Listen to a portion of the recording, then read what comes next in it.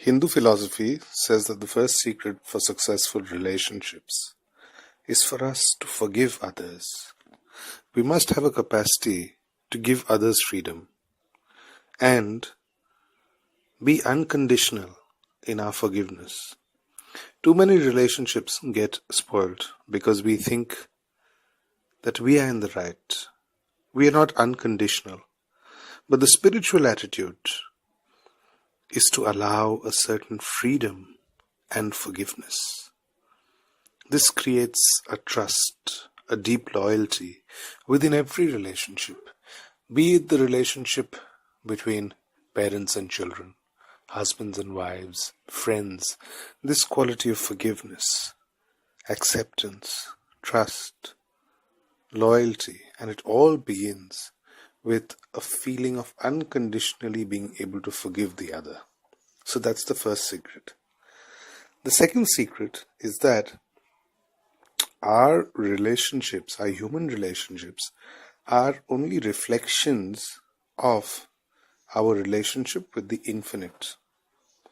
You see, every particle in the material universe is a part of the spiritual universe. It's a small part. So in the same way, all our relationships too cannot be looked at in isolation. They too are part of this entire chain of the greater.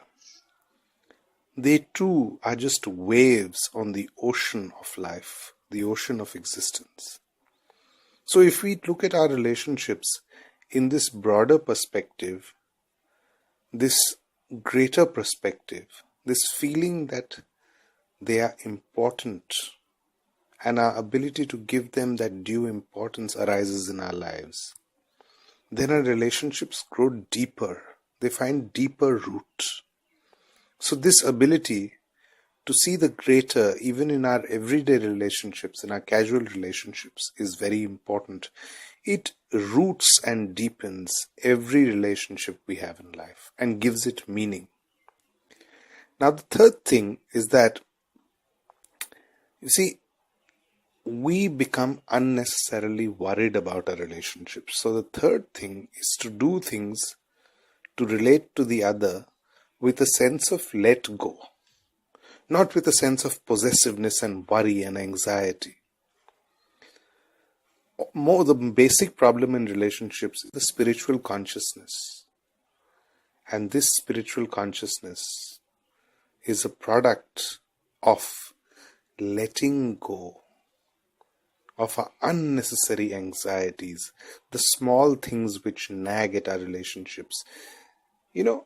Let go of the pettiness, and then you'll see that you're able to surmount every challenge. You're not stuck with the other person's negativities, but you're able to surmount that challenge, and every relationship finds its own beauty. Then we are no longer an enemy of the other. You see, all our relationships, there's a love-hate going on. Whether it's our relationship with our boss, between seniors and juniors, between colleagues, between husbands and wives, between siblings. There's this push and pull, this strain happening. It's almost love-hate happening. There are these insecurities happening. Now, the ability to see the broader by letting go of all these worries and anxieties and all these nagging tensions, this pettiness, is the third secret. And if we follow these three steps, all our relationships will be successful. Our ability to network within the world will be successful. So this goes for not only our personal relationships, for our relationships at work, for our relationships with others in the world, relating to career and so on. At all levels of relationship will benefit. See, Hindu philosophy is a very practical philosophy. So we are to follow these simple steps and remember them.